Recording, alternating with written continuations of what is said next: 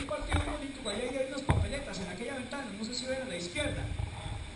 ¿Dónde están para síndicos, regidores y alcaldes?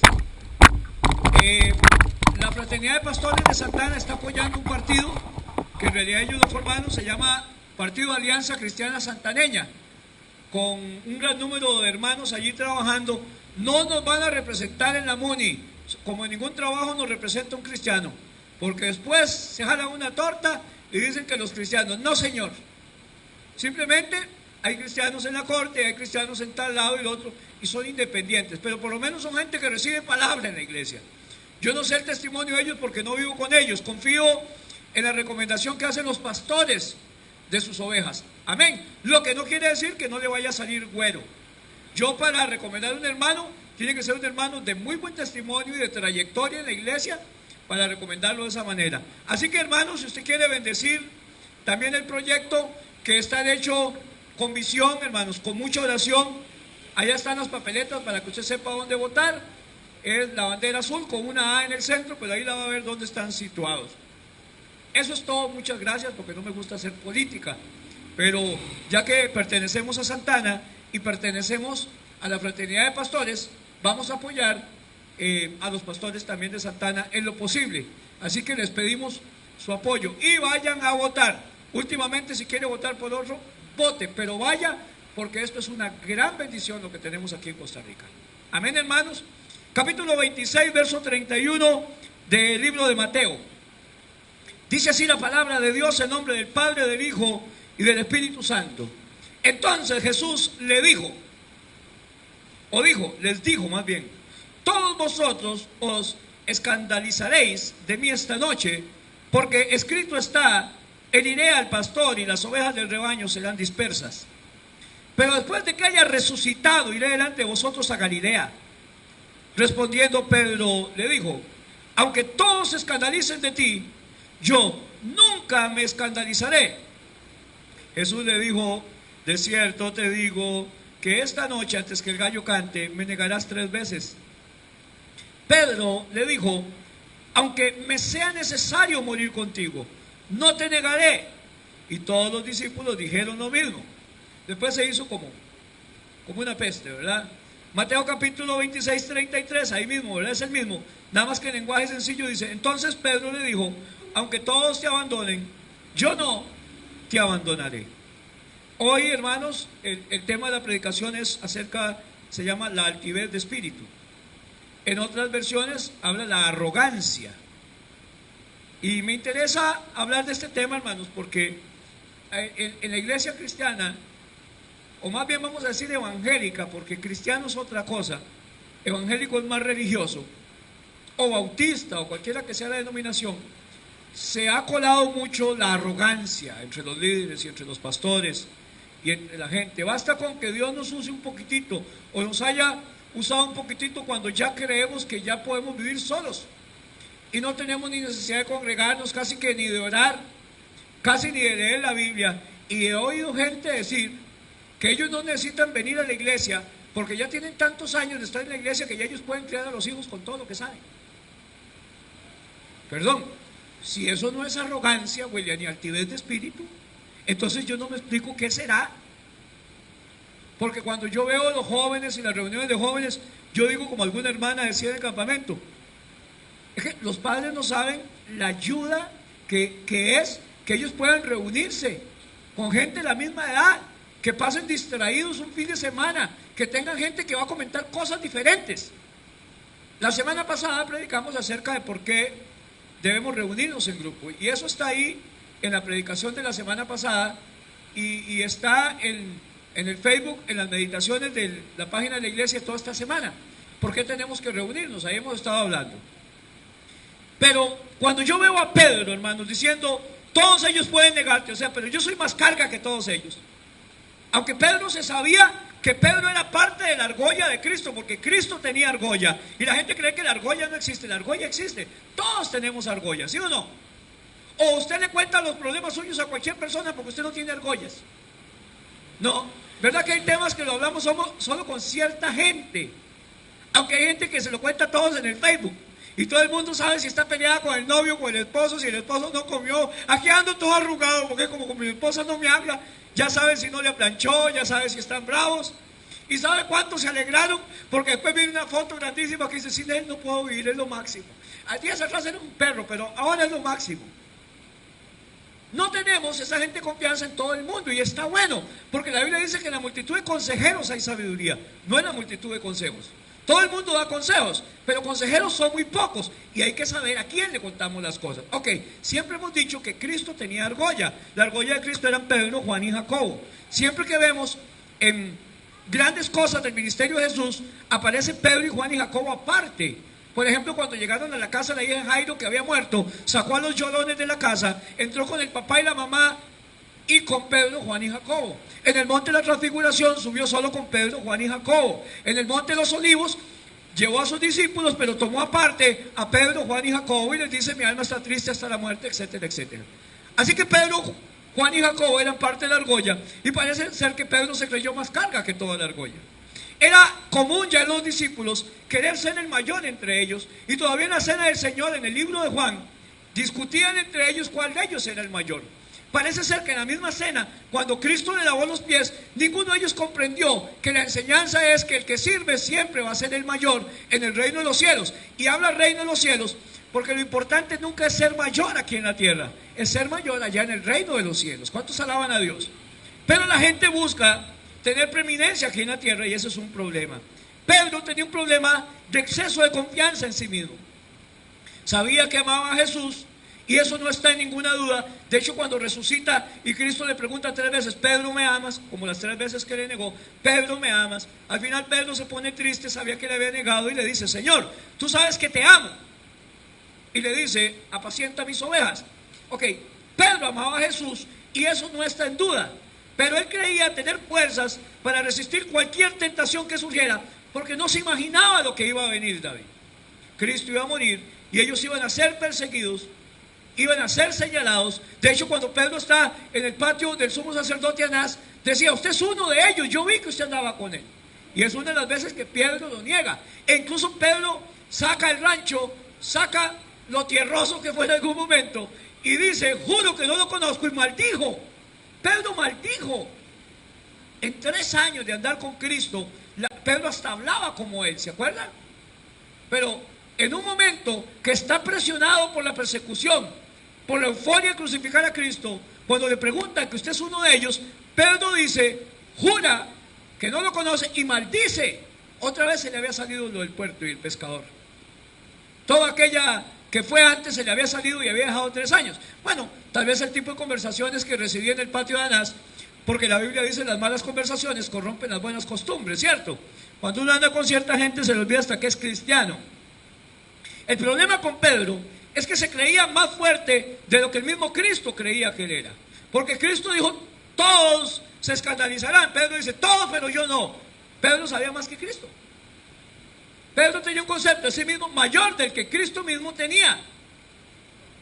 Y tenemos que entender algo el día de hoy, hermano. Solo estaremos a salvo y tranquilos cuando usted y yo sustituyamos la confianza con la que presumimos a veces que nada nos va a afectar por la humildad que reconoce la debilidad y la dependencia que tenemos de Cristo. No una credibilidad en nosotros mismos, sino una confianza en que necesitamos la ayuda de Cristo. Amén. Lucas 18:10.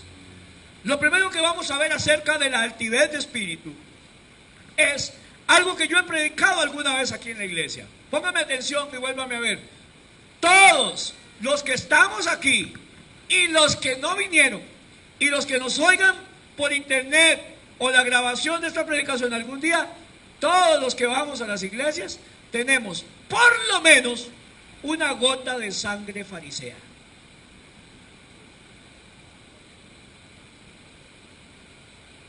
¿No le gustó, Lisbeth? Suena muy feo, ¿verdad?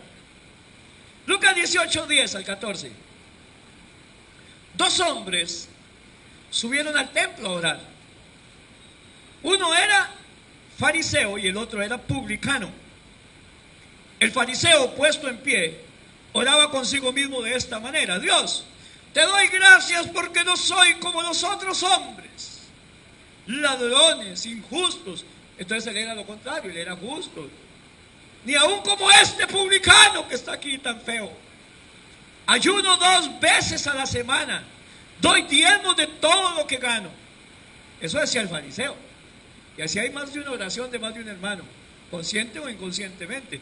Mas el publicano, estando lejos, no quería ni aún alzar los ojos al cielo, sino que golpeaba el pecho diciendo: Dios, sé propicio a mí que soy pecador.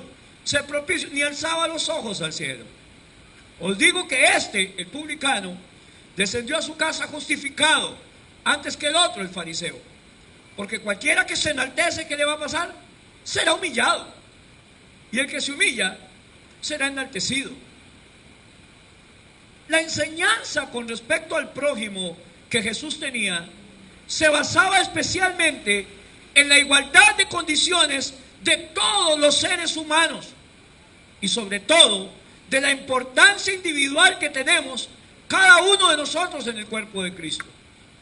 Todos los que estamos acá somos muy importantes en el cuerpo de Cristo. ¿Cuántos lo sabían?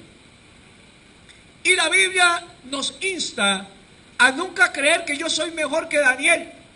Pero Daniel tampoco se cree mejor que yo, ni más galleta. Ni que yo soy mejor que mi esposa. Eso trae problemas en los matrimonios. ¿Saben que hay maridos que dicen a la esposa que es que ella es muy tonta? Se creen Superman y ninguna de las cosas que diga la esposa está bien. No, yo he aprendido como cristiano y en mis trabajos que ninguna opinión de nadie es de desechar, porque a veces la opinión que nos parece a nosotros más tonta es la mejor manera de resolver un problema. Gracias a Dios por la manera de ser Lili, y espero que ella le agradezca por la manera de ser yo, y si no, que me perdone por la manera de ser yo. Pero esa combinación del carácter de Lili, de la manera en que ella ve los problemas, que todos los vemos de manera diferente, nos ha traído un equilibrio y una gran bendición. Nunca puedo desechar a una mujer tan carga e importante como mi esposa, porque sin ella yo no sé qué haría. Textualmente, sin Lili yo estaría muerto. Vuelvan a ver, sin Lili el 18 de julio del año pasado estaría muerto. Tengo que estar súper agradecido toda la vida. Y las decisiones y la compra de la casa y las compras que hemos hecho han sido porque ella me ha animado, porque no me ha humillado, porque hay gente, mujeres también, que andan al marido debajo del caite del zapato. El problema es que lo hacen un 5 de hombre, y cuando entran en la menopausia, que necesitan un hombre, la parte de ellas tienen un 5 de hombre, ni siquiera un 10 de hombre, tienen un 5 que no les va a ayudar para nada, porque lo han hecho un bodoquito. Hace muchos años había una serie que se llamaba Hogar, Dulce Hogar, y el esposo de la mandona era bodoquito, y lo pasaban molejón y lo callaba y todo. Tenemos que tener mucho cuidado con lo que nos creemos, porque la igualdad al prójimo y la necesidad unos de otros es parte de la enseñanza esencial de Cristo y del Nuevo Testamento. Los rangos y jerarquías solamente existen en el mundo secular. Nosotros nos preparamos para volver a nuestra patria celestial. ¿Cuántos dicen amén? Porque allí está nuestra ciudadanía. Nuestra ciudadanía no es de este mundo. Tenemos una patria. Aquí somos de pasaje, estamos apenas. Somos advenedizos. Somos peregrinos y extranjeros. La jerarquía es allá en el cielo, del cual o donde está nuestra patria. Los reconocimientos y rangos no son parte del día al día, como parece que aquí en la tierra sí. La gente le gusta sobresalir, la gente le gusta tener el puesto que sea, no importa a costa de qué, pero en el cielo no es así, ni en los ciudadanos del reino. Una vez yo le contaba cuando un misionero fue llamado de África. En el África perdió a su esposa, perdió a 2 de sus hijos. Y cuando él viene, porque la misión lo manda a traer, ya está muy anciano, y va llegando a Inglaterra. Y cuando va llegando a Inglaterra hay una orquesta tocando y con bombos y platillos. Y dice, mira qué bonito, la misión me mandó a recibir así. Y cuando él va a bajarse, lo detienen. Tiran una alfombra roja y se baja un comandante de guerra de Inglaterra. Y a él le rinden los tributos y 21 cañonazos y todo. El hombre se vuelve y se queja ante Dios y le dice, Señor, todos los años que te he servido, le he servido en África, perdí a mi esposa, perdí a mis hijos, y no me vendieron, pero ni con una chupa chupa recibieron, ni con un chunchillo que se arrolla, un witty witty. Y el Señor, yo que he ido a salvar almas, este que viene a matarlas, ¿y cómo lo recibe? Y el Señor dice que le habla el corazón y dice, bueno, es porque Él ya llegó a su patria. Usted todavía no ha llegado a su tierra, usted todavía no ha llegado a su patria. Cuando nosotros lleguemos a nuestra patria, hermanos, dice que va a haber una fiesta, dice que ángeles nos van a recibir. Es que, hermanos, usted y yo nos preocupamos y nos matamos por cosas de este mundo. Y nuestra ciudadanía no es de este mundo. Así como allá en el reino de los cielos no hay jerarquías marcadas, ni te van a llamar por ser el pastor Diego, ni el apóstol, ni el jerarca, ni el patriarca, porque ahora hay un montón de rangos en la iglesia. La gente de la iglesia muchas veces cuestiona la vida de los demás, poniendo en duda la relación de los hermanos con Dios, sentándose en el trono que solo le pertenece a Dios. Y es peligroso para los cristianos tener actitudes de prepotencia y confianza excesiva en ellos mismos. Por eso digo, la gente, todos, tenemos por lo menos una gota de fariseos en nuestra sangre. Hay que pedirle a Dios que nos haga más transfusión para tener menos sangre de fariseos. Y dejar de estar juzgando a los demás, si porque tiene el pelo chuzo y parece una cacatúa llena de colores, es más cristiano o menos cristiano que yo. Si aquel porque viste así es más cristiano, porque anda un vestido entero, un smoking, porque anda el otro que anda con sandalias. No, hermano, tenemos que bajarnos del trono que solo le pertenece a Dios y recibir a toda persona que cruce esa puerta como alguien al cual Cristo murió por ellos. Tenemos que entender entonces que todos necesitamos los unos de los otros. Decía que todos tenemos una gota de sangre farisea, y ahora digo, todos necesitamos los unos de los otros. Romanos 12:2. Ayer estuvo muy bonita la Santa Cena, hermanos, fue una gran bendición. Y doy gracias a Dios por los hermanos y a Dios por bendecirnos y visitarnos. Romanos capítulo 12, verso 2 al 6. Dice, no os conforméis a este siglo, sino transformaos por medio de la renovación de vuestro entendimiento.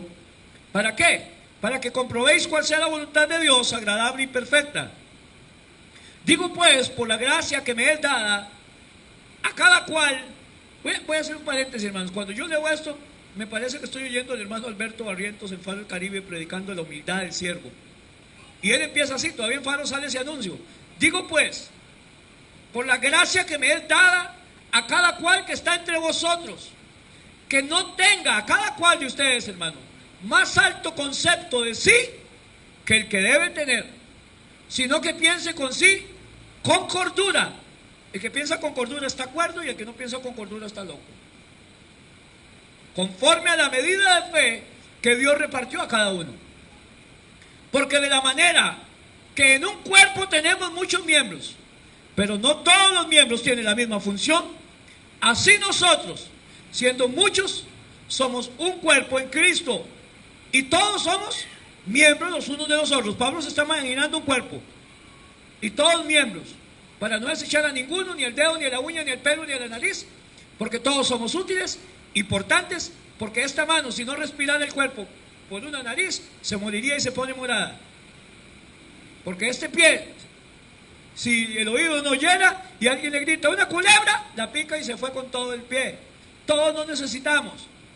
Porque de la manera que en un cuerpo tenemos muchos miembros, no todos los miembros tienen la misma función. De esa misma manera, nosotros, siendo muchos, somos un cuerpo en Cristo. Y todos somos miembros los unos de los otros, estamos unidos. De manera que teniendo diferentes dones, según la gracia que nos es dada, si el de profecía, úsese conforme a la medida de la fe. Y ahí empieza a hablar de un montón de dones. Pero Pablo es enfático en que todos necesitamos los unos de los otros, porque somos parte de un cuerpo.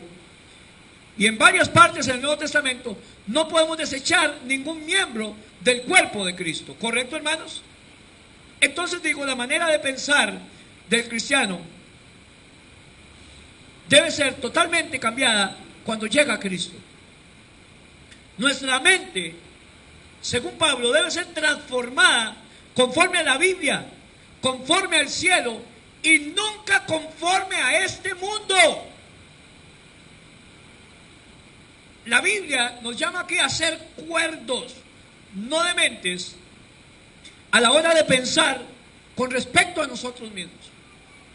¿Quién me creo yo? Bueno, lo que soy un pastor, pero soy un siervo de Dios.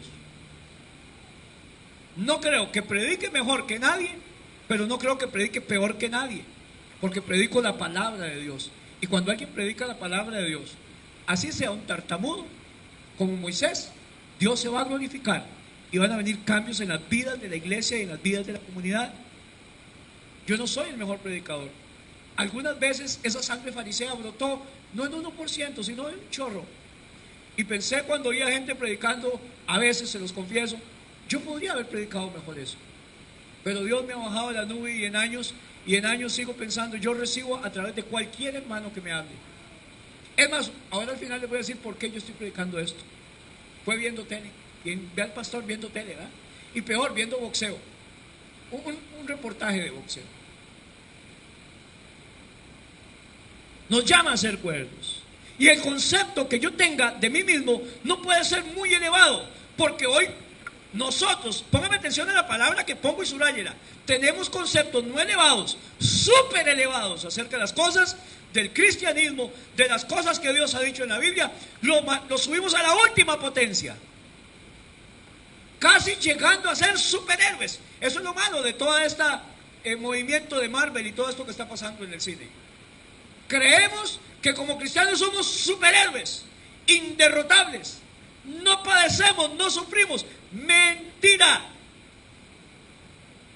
De manera que aún los impíos, por decir palabras, son y tienen estos superpoderes que dicen a veces que tenemos los cristianos. Y le voy a decir por qué.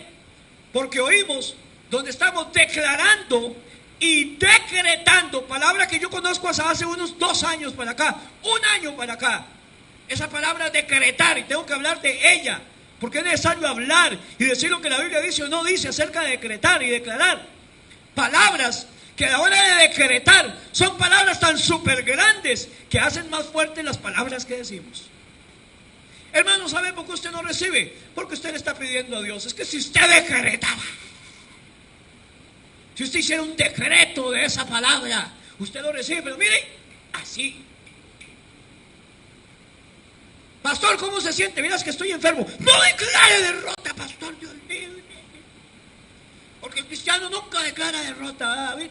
Yo nunca declaro derrota. Ayer puse en Facebook un pensamiento que me venía cuando estaba leyendo la Biblia acerca de Gedeón y los madianitas y de David y Goliat. Todos enfrentamos problemas. Yo no declaro derrota, pero yo me enfermo. ¿Sabe qué decía Pablo en la Biblia? ¿Quién enferma y yo no enfermo? Me decía el hermano Henry que él una vez tenía una bendición en la bolsa, un buen dinerito, 40 o 50 mil colones. Se arrimó a un hermano para bendecirlo y le dice: William, ¿cómo está usted? Prosperado, bendecido, en victoria y a todo dar, pastor, estoy súper bien. Dice Henry: voy a ir a bendecir a alguien que esté jodido entonces. Es porque usted está muy bien.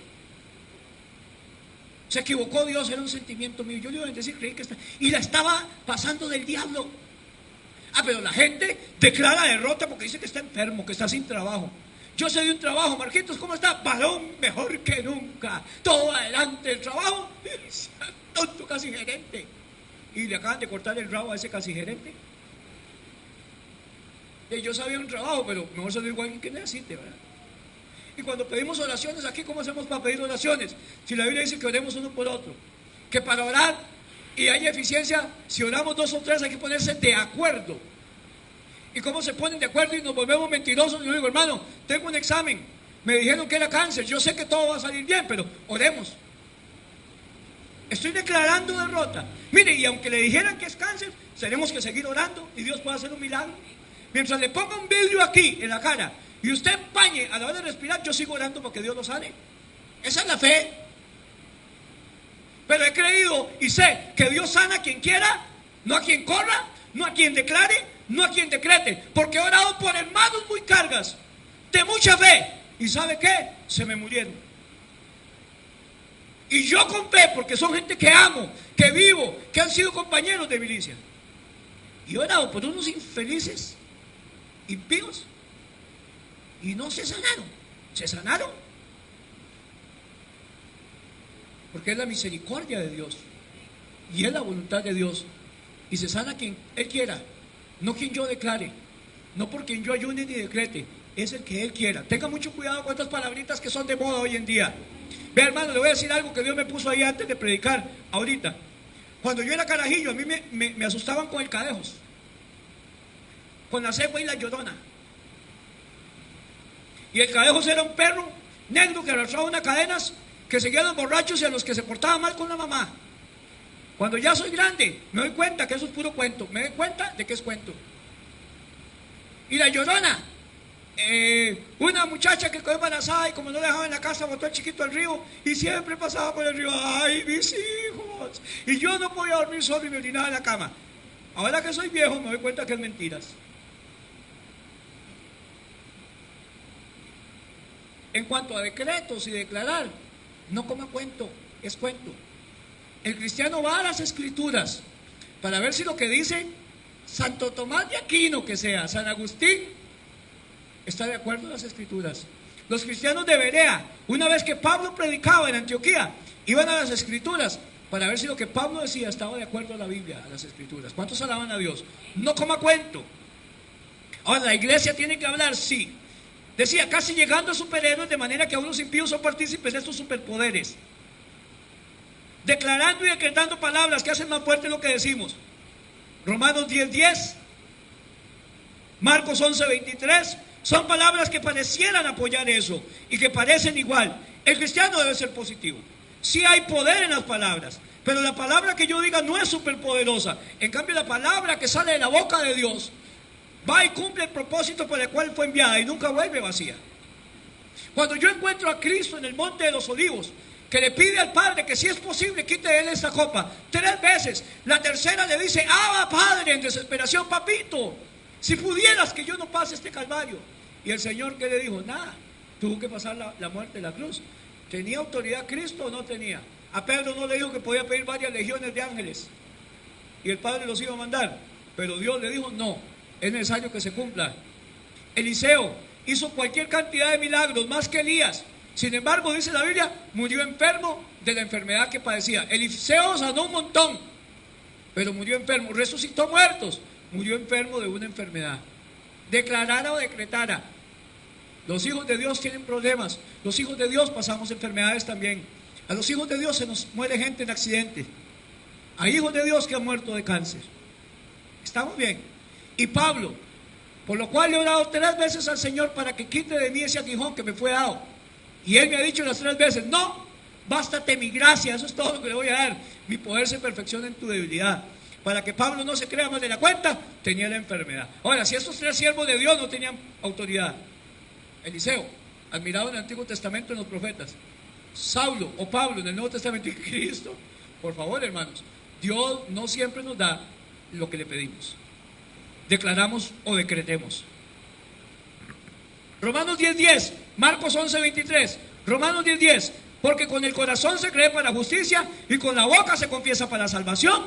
Está hablando de salvación, pero no que todo lo que yo confiese con mi boca va a ser. Pero pastor, vea lo que dice Marcos 11:23. Porque de cierto os digo que cualquiera que dijera a este monte, quítate y échate en el mar, y no dudar en el corazón, porque con el corazón se cree y la boca se confiesa, si no creyere, le será hecho lo que dice, lo que diga, le será hecho. Eso es la palabra positiva que mucha gente predica, de decretar y declarar, que se predica hoy en día, que está tergiversando el espíritu de la Biblia. Porque todo lo que yo pida al Padre en el nombre de Jesús, Él lo tiene que hacer, porque así dice la Biblia. ¿Cómo que tiene? ¿Sabe que dijo un día un pastor que se pasó de estúpido? Que la oración era más grande que Dios. Así lo predicó. Y yo cuando doy hueso, yo me erizo, porque me suena a la cegua y al cadejo es otra vez, a puro cuento. Y digo, pero ¿por qué usted dice eso? A mí ya me sonó blasfemia. Es que ahora hay cada invento. Porque si la oración mueve a Dios, entonces tiene que ser más fuerte lo que mueve, que es el motor, que que lo que está siendo movido. Y le dije, no, perdón, usted tiene mal la Biblia. La oración mueve a Dios y a Dios le da la gana de ser movido. Porque si Dios dice, y por más oración que haya, como la de Pablo, la de Cristo o la de Eliseo, no se mueve y no se va a mover y ya. ¿Cuántas veces hemos orado por piedras para que se quiten? Por árboles para que se desarraiguen y sean quitados de nuestra vida. Y cuando nos levantamos el día de mañana, más bien la piedra está más grande del día anterior. Parece que se va a llevar la casa. Porque no es porque confiese ni porque hable positivo. La Biblia dice, la oración eficaz del justo puede mucho, pero no dice que es todopoderosa. Solo Dios es todopoderoso. Puede mucho, pero no lo puede todo. ¿Vamos claros en eso, hermanos? Ok, tenía que hablarlo, aunque me enrede al predicarlo. La palabra positiva que está hoy en día tergiversa el espíritu de la Biblia. Juan 14:13. No es que todo lo que usted pida es un cheque en blanco y es un óleo y entonces se le va a realizar. Para que sus peticiones sean cumplidas, hay varios requisitos. Vamos a ver algunos. Y al final cumplimos esos requisitos y tal vez Dios no nos conteste la oración. ¿Qué le parece? Porque Dios tiene maneras diferentes de contestar la oración. A veces dice sí, a veces dice no, a veces dice tal vez o por ahora no. Y Dios nunca nos va a quitar algo que para nosotros es necesario. Cuando yo iba a vacunar a Luis José era muy valiente, no lloraba, aunque se lo llevaba el diablo por la vacuna y se iba casi orinando. Pero Luis José yo lo vacunaba y él hacía del matón. Melissa era muy llorona. Ahora, si Luis José hubiera llorado o Melissa hubiera llorado, póngame usted que es malo, dice la Biblia, y yo que soy malo, David, usted lo hubiera vacunado. Ya usted vacunó a su chiquita. Y a veces lloran, ¿verdad que sí? Y le tienen miedo a las vacunas, sobre todo cuando los tratan, lo asustan. Ay, doctor, porque le mete una puya, no jodas.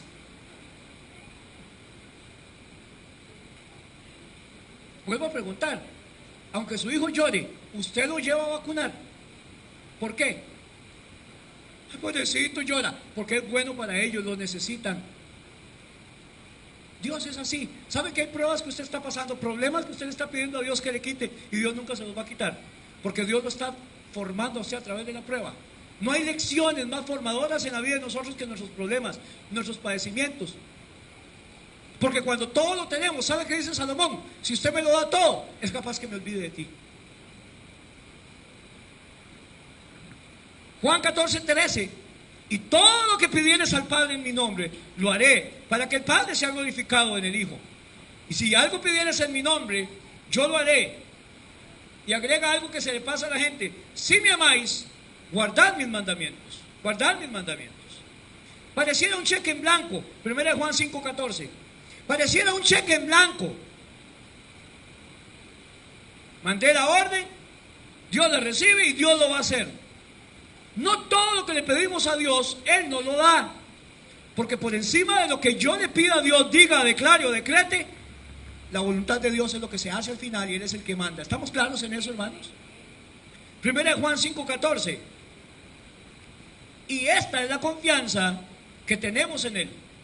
Que si pedimos alguna cosa, no cualquier cosa, aquí viene el equilibrio de lo que dice la Biblia, porque hay que leer toda la Biblia en cuanto a peticiones. Si pedimos alguna cosa conforme a su voluntad, Él nos oye. Ok, aquí viene un requisito, porque toda bendición tiene una condición.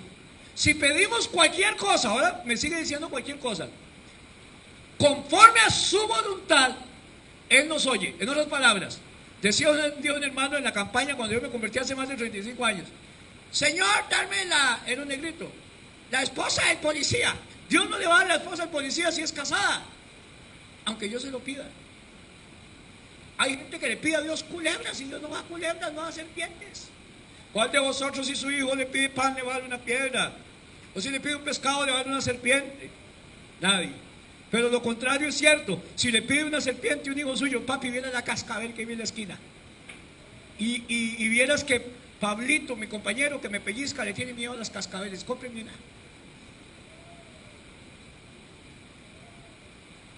Si usted dice que sí se la compraría para que le echen la cascabel a Pablito, se necesita arrepentirse.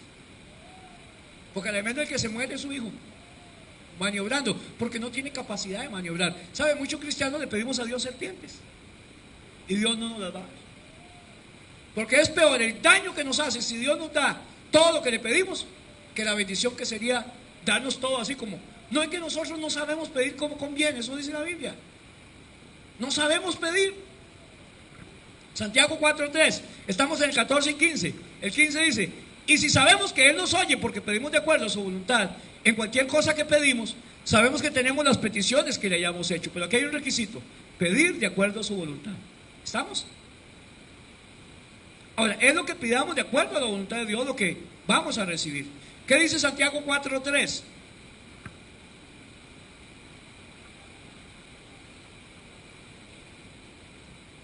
Pedís y no recibís.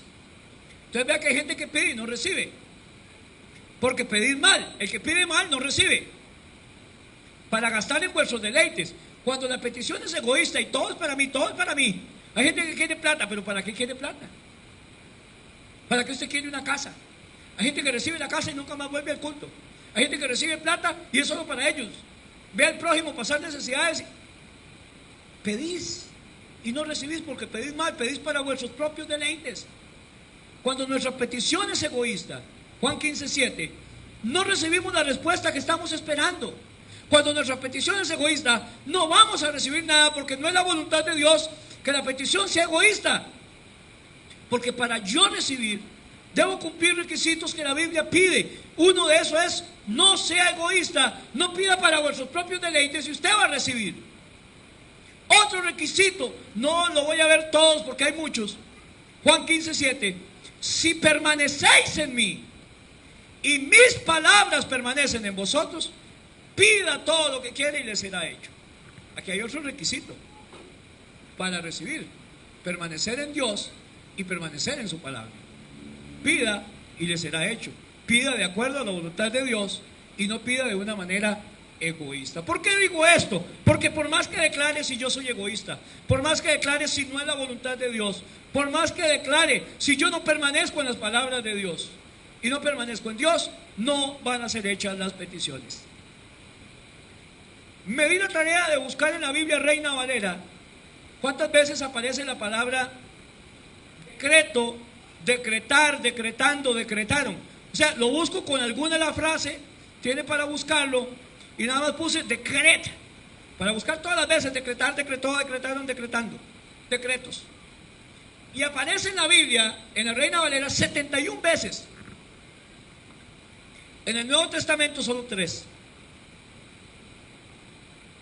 Un 90% de las veces, más bien un 95% de las veces en que aparece esta palabra decreto, decretar, decretaron, están relacionados con Dios hablando. En la mayoría de esas habla de si guardaren mis mandamientos y mis decretos, si guardaren mis ordenanzas y mis decretos, ordenanzas y decretos. Está hablando de Dios. Y solo un 5% aparece refiriéndose a seres humanos, y todas las veces que aparecen son en cuanto a reyes decretando. La mayoría de ellos impíos. Asuero en el libro de Esther, creo que Belsasar, Darío, el decreto del rey. Y en el Nuevo Testamento aparece solo 3 veces. Déjenme leérselas para que no las busque, si quieren las apunta. Una aparece en Hechos 17:7, cuando dice: a los cuales Jason ha recibido, y todos estos contravienen los decretos de César, diciendo que hay otro rey, Jesús. Una vez que aparece.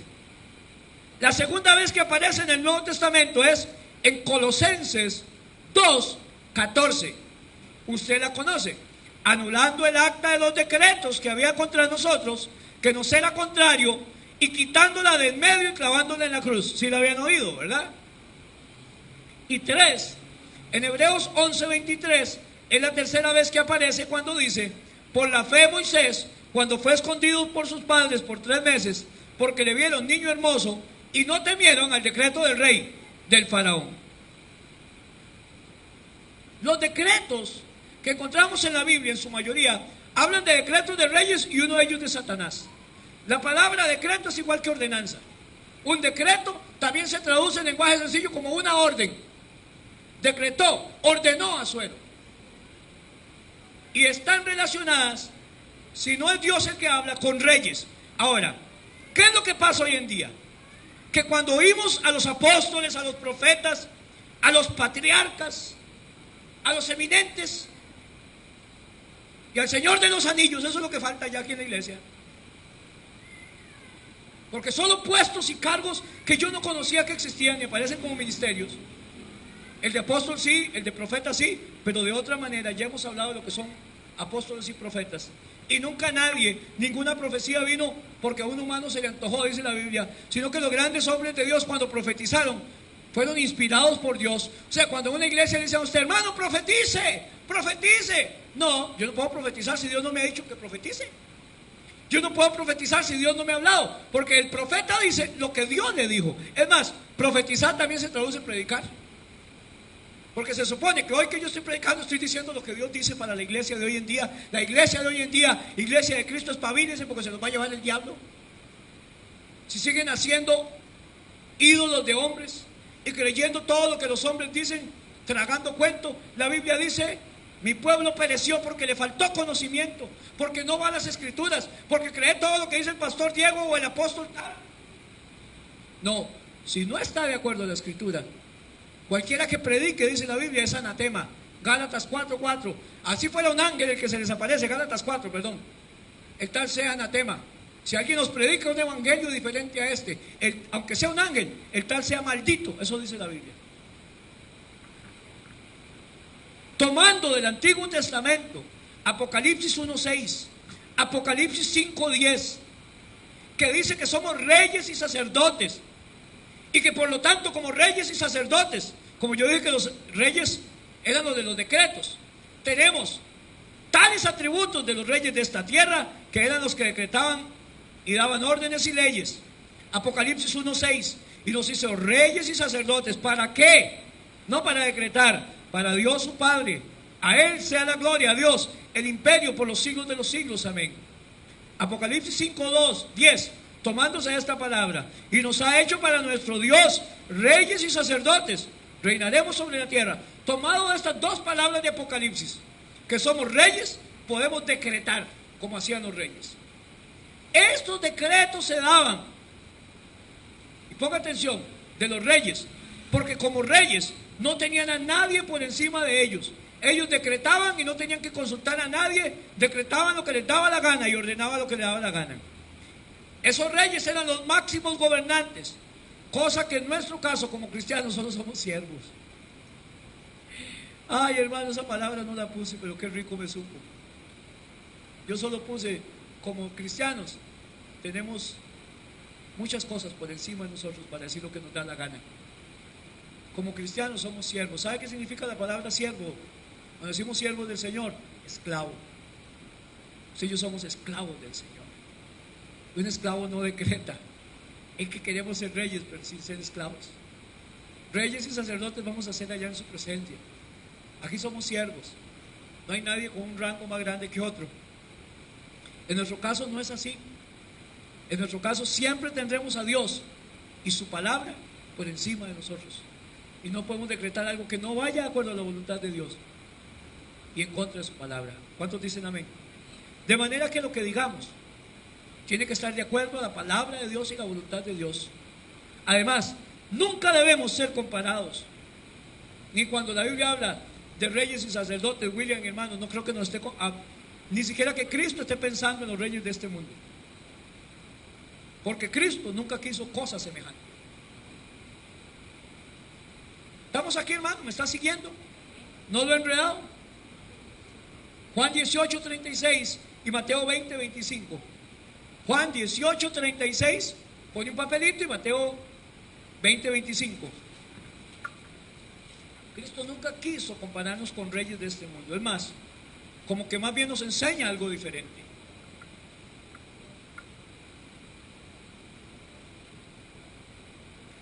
(18:36) de Juan, respondió Jesús: claro, mi reino no es de este mundo. Si mi reino fuera de este mundo, mis servidores pelearían para que yo no fuera entregado a los judíos. Pero mi reino no es de este mundo. ¿Estamos claritos? Mateo 20:25 al 28. Cuando ellos están peleando entre ellos, ¿cuál es el mayor? Entonces Jesús llamándolos dijo: ¿sabéis que los gobernantes de las naciones, reyes y gobernadores, se enseñorean de ellas? Siempre quieren ser señores. Y los que son grandes ejercen potestad sobre ellas. Ponga atención a esta palabra, grábela antes de morirse. Mas entre vosotros no será así. Esta es una orden. Entre vosotros no será así como los gobernantes de este mundo, sino que el que quiera hacerse grande entre vosotros será vuestro servidor. Y el que quiera ser el primero entre vosotros será vuestro siervo. Como el Hijo del Hombre no vino para ser servido. Caramba, si alguien es digno del reino sempiterno por los siglos de los siglos, es Cristo. Pero Él dice: en esta tierra el Hijo del Hombre no vino para ser servido, sino para servir, para dar su vida en rescate de muchos. Los reyes de la tierra se pelean por ser gobernantes. Entre vosotros nunca va a ser así. Reyes y sacerdotes, no de este mundo, que glorifiquen a Dios, no para decretar, no para declarar, sino hablar de acuerdo a lo que está escrito. ¿Sabe, hermanos, si esto no es prepotencia y arrogancia? Donde nos tomamos la libertad de hacer cosas que no están dadas para nosotros. No sé si porque la gente se mete a grupos de oración, David, y a veces el grupo de oración se cree que son más cargas que el pastor y que todo el mundo. No sé si porque creemos que Dios nos ha usado, entonces podemos decretar y un montón de cosas, y tomamos atributos que la Biblia no nos da, donde más bien entramos en pecado. Como Saúl, 1 Samuel 15:21. Cuando Saúl toma un papel de sacerdote que no le había sido dado, que no le correspondía, y ofrece sacrificios a Jehová que solo los sacerdotes podían dar. Ahora, él era el rey, pero no podía hacer lo que le tocaba al sacerdote. Él era rey, y el rey tenía las cosas que podía hacer y el sacerdote las que podía hacer. Como diría mi madre, ¿qué diferencia el rey David? Del cual nosotros tomamos ejemplo como reyes y sacerdotes, que cuando el rey David, sirviéndole a Dios y peleando, llegó a aquel templo y los soldados tenían hambre, ¿qué hizo? Tomó el pan de la propiciación y lo comió, y era prohibido hacer eso. Solo el sacerdote podía hacerlo, y Dios lo deja porque venía de luchar por Jehová. Es que hay gente conforme al corazón de Dios, y hay gente que ya cae mal desde que entró en la alineación. Ya perdieron. Y Saúl era un prepotente, pero David tenía el corazón conforme al corazón de Dios, ¿cierto? Y vea lo que pasa con Saúl ahí. Dios le había dicho: vayan a pelear, pero no tomen nada del enemigo. Aunque los reyes podían, está bien, Dios quiso, no sé por qué, dijo mi esposa en la reunión el jueves, no sé por qué Dios, pero Dios no quiso que tomaran botín del anatema, no agarren su ganado, no perdonen a los gobernantes, maten a todo el mundo. Mas el pueblo tomó el botín, ovejas y vacas, las primicias del maldito, del anatema, para ofrecer sacrificios a Dios en Gilgal, que era tierra santa. Y Samuel dijo: se complace Jehová tanto en los sacrificios y holocaustos de víctimas como en la obediencia a la palabra de Jehová. Contéstese usted. Ciertamente el obedecer es mejor que los sacrificios, y el prestar atención mejor que la grosura de los carneros. Porque como pecado de adivinación es la rebelión, y como ídolos la idolatría y la obstinación. Y como ídolos de idolatría, la obstinación, el orgullo, la prepotencia. Por cuanto tú desechaste la palabra de Jehová, Él también te ha desechado a ti, para que ya no seas más rey ni sacerdote ni lo que usted se imagine. Entonces Saúl dijo a Samuel: yo he pecado, pues he quebrantado el mandamiento de Jehová y tus palabras, porque temía al pueblo, dice, consentí la voz de ellos. Perdona pues ahora mi pecado y vuelve conmigo para que adore a Jehová. Y Samuel respondió: Saúl, no volveré contigo, porque desechaste la palabra de Jehová, y Jehová te ha desechado para que ya no seas rey sobre Israel. Perdonó a los reyes, trajo vacas para ofrecer sacrificio porque eran más gordas que las que estaban muriéndose de hambre en Israel. Dios no se goza tanto en el sacrificio como en la obediencia a su palabra. Déjeme leerle 1 Samuel 13:8, otro ejemplo de este Saulito. 1 Samuel 13:8. Samuel se había citado con Saúl para llegar y verse y para ir a pelear, pero Samuel llegaba a hacer sacrificio, porque era el único que tenía permitido, él era el sacerdote, Saúl era el rey. Bueno, entonces, hablando de Saúl, dice, esperó 7 días, conforme al plazo que Samuel le había dicho. De aquí a 7 días voy a estar allá. Pero Samuel no venía a Gilgal y el pueblo se le desertaba. Entonces dijo Saúl, traedme entonces el holocausto y ofrendas de paz. ¿Qué importa? Pues si es para Dios, de por sí no es nada malo. Y ofreció el holocausto. Y cuando él acababa de ofrecer el holocausto, ve lo que es desmayar al borde del milagro. He aquí Samuel que venía, y Saúl salió a recibirle para saludarlo. Entonces Samuel dijo, ¿qué has hecho? Y Saúl respondió, es que, ¿sabe qué pasó, Samuel? Y disfrazamos las cosas, ¿verdad? De buenas intenciones. Como vi que el pueblo se me desertaba, y que tú no venías dentro del plazo señalado, y que los filisteos estaban reunidos en Micmas, me dije, ahora ascenderán los filisteos contra mí a Gilgal, y yo he implorado el favor de Jehová. Me esforcé pues, ¿y lo que me costó? Y ofrecí sacrificio, holocausto. Entonces Samuel dijo a Saúl, locamente has hecho. ¿No guardaste el mandamiento de Jehová tu Dios, que él te había ordenado? Pues ahora Jehová hubiera confirmado tu reino sobre Israel para siempre, mas ahora tu reino no será duradero. Jehová se ha buscado un varón conforme a su corazón, el cual Jehová ha designado para que sea príncipe sobre su pueblo, por cuanto tú no has guardado lo que Jehová te mandó. Vea qué tremendo. Otra metida de escarpines de Saúl. No era una práctica, y tenemos que quedar claros, hermanos, con esto los decretos, no era una práctica del pueblo de Dios hacer decretos en el Antiguo Testamento, y solo algunos reyes hacían decretos porque eran órdenes. Ningún pueblo de Dios podía ordenar nada. No era una práctica de la iglesia tampoco del Nuevo Testamento hacer decretos, tampoco era una práctica nuevo testamentaria, y también eran reyes y sacerdotes. Y no es una práctica cristiana ni bíblica en la iglesia de hoy en día, salvo algunas excepciones que lo hacen torpemente, que lo hacen desobedeciendo, inspirados, torciendo las escrituras, que ponen sus decretos por encima de la palabra de Dios. Puro Saulito. No podemos tomar atribuciones que no nos pertenecen y meterle la dosis de lo que yo creo, pero no podemos estar practicando todo lo que la gente dice o hace, porque esta persona que lo dice tiene un nombre, una iglesia de más de 20,000 miembros, o 5,000 o 30,000, o una emisora de radio, o muchos años de ser cristiano. Si lo dijo un humano puesto aquí en la tierra, lo diga quien lo diga, si va en contra de las escrituras, no podemos hacerle caso a lo que diga. ¿Aló? Lo dejo hasta ahí y estudie la Biblia para no dárselas todas tan fácil. Lo segundo, hermanos, que me parece la altivez de espíritu, Proverbios 16, 19 y 20, ya falta poquito, no se preocupe.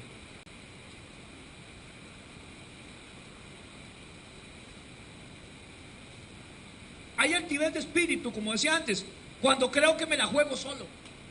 Que como cristiano de 35 años, casi 36, ya estoy preparado para cualquier cosa. Ahora en julio cumplo, ya 36 años de estar en eso. En julio cumplo 51 años. El 18, Proverbios 16, 18. Antes del quebrantamiento es la soberbia, y antes de la caída, la altivez de espíritu. Mejor es humillar el espíritu ¿con quién? Con los humildes, con los siervos, que repartir despojos con los soberbios. El entendido en la palabra hallará el bien, y el que confía en Jehová, ese es dichoso y bienaventurado. Lo leo en dos versiones, la Biblia de Jerusalén. La soberbia precede a la ruina y el orgullo a la caída. Dios habla hoy, tras el orgullo viene el fracaso, tras la altanería y la caída, macha. Así es el asunto. La palabra en hebreo para caída es la palabra shever, que significa más bien fractura, que se usa cuando una mujer tiene y se le está abriendo para que el bebé salga. La palabra ahí es chever. En Puerto Rico sería está chavado, está chever. Esa es la caída, el quebrantamiento, chever en hebreo. Y la palabra arrogancia, altivez, gloria, grandeza es la palabra gaón. Todo lo que es arrogancia, pretencioso, en hebreo es gaón. Así que todo gaón de Baí chever. No chévere, chever. Tendemos a creer que puedo subsistir sin apoyo de nadie. Y antes dijimos que todos somos parte de un cuerpo, por lo tanto necesarios. Y eso es exceso de confianza, gaón, orgullo, altivez de espíritu. Mucha gente ya ni necesita congregarse. Mucha gente ya ni necesita a los demás hermanos. Como cuando leímos ahora Romanos 12, del 2 al 6, que todos somos parte de miembros del cuerpo y todos somos importantes. Somos un montón de miembros de un cuerpo que nos necesitamos unos a otros. Esta es la última página. Dios no nos hizo independientes a ninguno de nosotros. Nos hizo parte los unos de los otros. Y no podemos creer que soy autosuficiente, porque esto es una gran mentira y engaño del diablo. Déjeme decirle algo. Si la Biblia me dice que haga algo, debo de hacer lo que la Biblia me dice. ¿Cuántos dicen amén? Hebreos 10:25. Primera Tesalonicenses 5:17 y Juan 5:39. Hebreos 10:25. Primera Tesalonicenses 5:17 y Juan 5:39. ¿Qué me dice la Biblia que tengo que hacer? Primero Hebreos 10:25. No dejando de congregarnos. Vea que es una orden, hay movimiento. No deje de congregarse, como algunos tienen por costumbre, sino exhortando, más bien animándose unos a otros. Y tanto más cuando veis que aquel día se acerca. ¿Cuántos alaban a Dios? No puedo dejar de hacer lo que la Biblia dice que haga. No se crea prepotente, no sea orgulloso, porque antes del orgullo, después del orgullo está la altivez. De la altivez y el orgullo está la caída, más bien. Primera Tesalonicenses 5:17, ¿qué dice? Orad sin cesar. No puedo dejar de orar, no puedo dejar de congregarme. Y Juan 5:39, ¿qué dice Cristo? Escudriñad las Escrituras, porque a vosotros os parece que en ellas tenéis la vida eterna, y ellas son las que dan testimonio de mí. La Biblia dice, no deje congregarse porque se vuelve una costumbre. La Biblia dice, ore sin cesar porque hay que orar. Y la Biblia dice, escudriñe las Escrituras, lea la Biblia.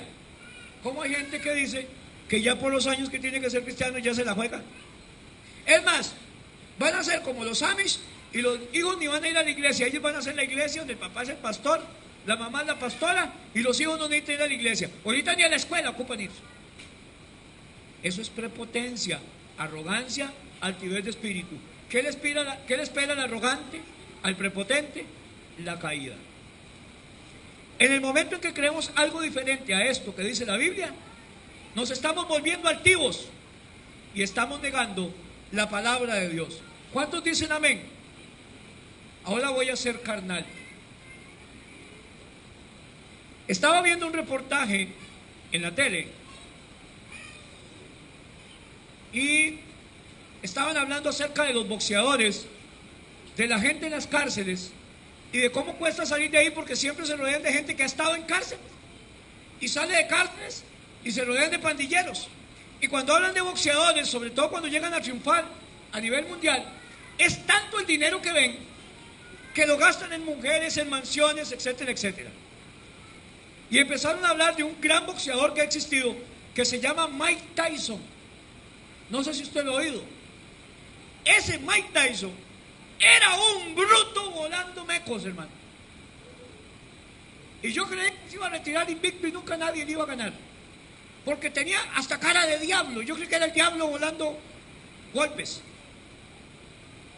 ¿Sabe que Mike Tyson compró como 4 mansiones que valían como $60 millones? Es lo que ganaba.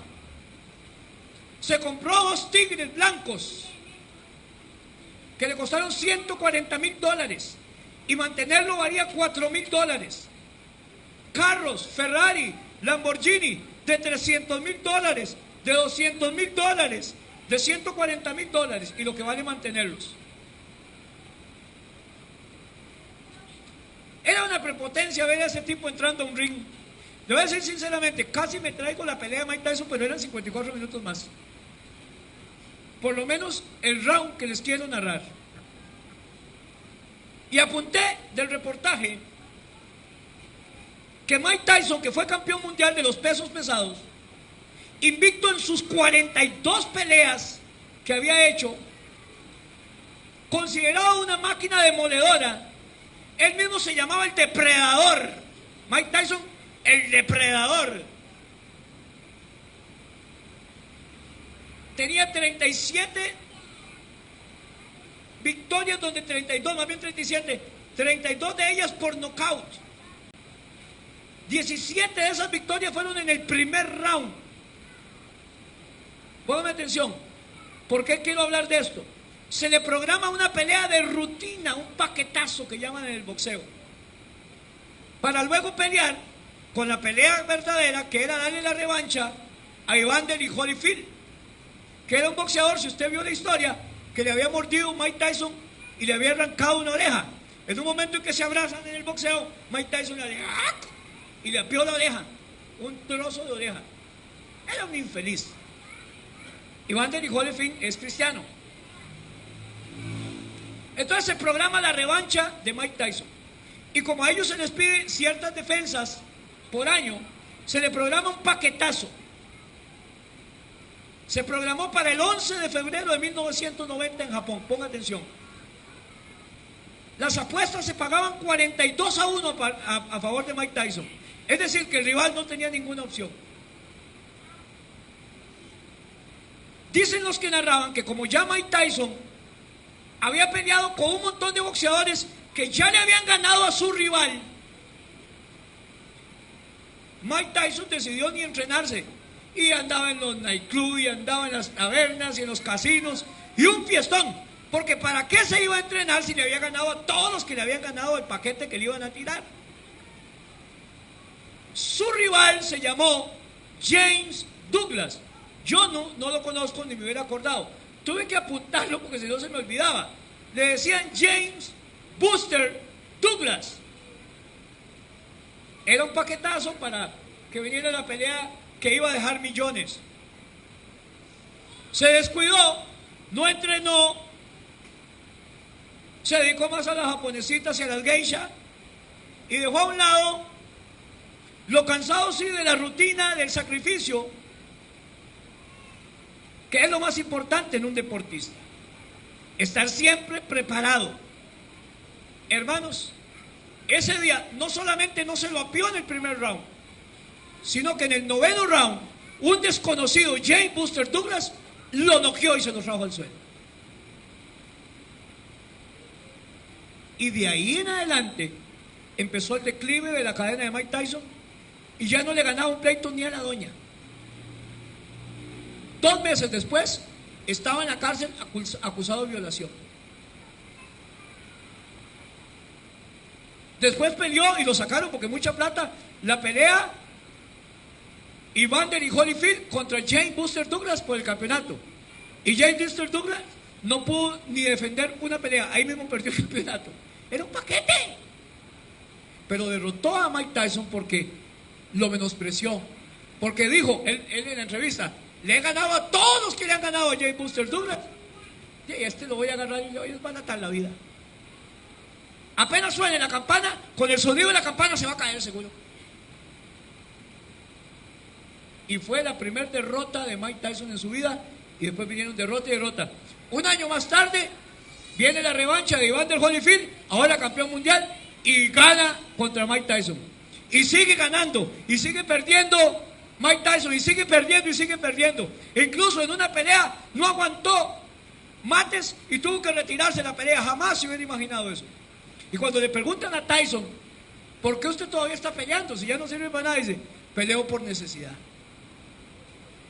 cómo mantenía mansiones de 60 millones, cómo mantenía tigres que costaban $4,000 al mes, cómo mantenía los lujos de los carros, todo lo fue vendiendo, perdiendo, juicio tras juicio de violación, de pleitos en una cantina porque se volvió. ¿Por qué predico esto? Porque después de oír que hay hermanos que creen que pueden vivir la vida sin Cristo, sin congregarse, sin orar y sin leer la Biblia, yo digo, al mejor mono se le cae el zapote. Y cuando usted piensa así es prepotente y tiene altivez de espíritu.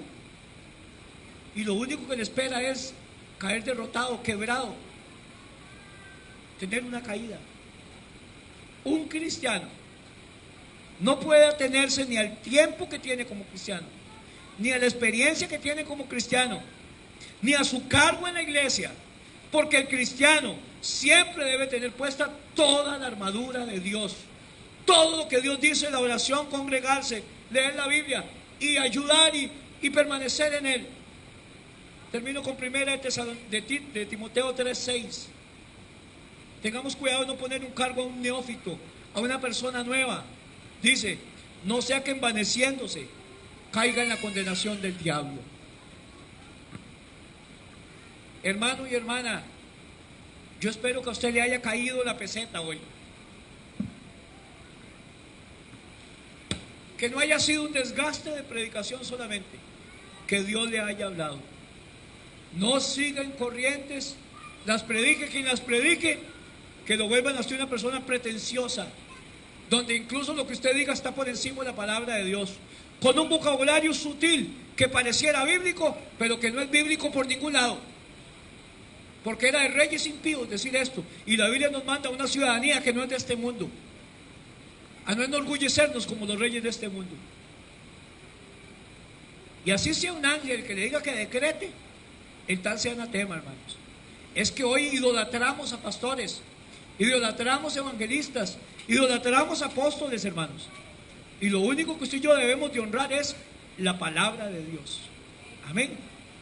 Todo lo que pida siempre tiene que ir sujeto a la voluntad y a la palabra de Dios. ¿Cuántos dicen amén? Que Dios le bendiga y que la paz de Dios sea con todos ustedes, hermanos. Me dice la hermana Ninosca que hay ventas de unas empanaditas de queso, frijol y chicharrón, y que están vendiendo postres para que cooperemos. Martes culto de oración, jueves reunión de parejas, no falte. Los que van a venir a la cena con mi esposa, se apuntan.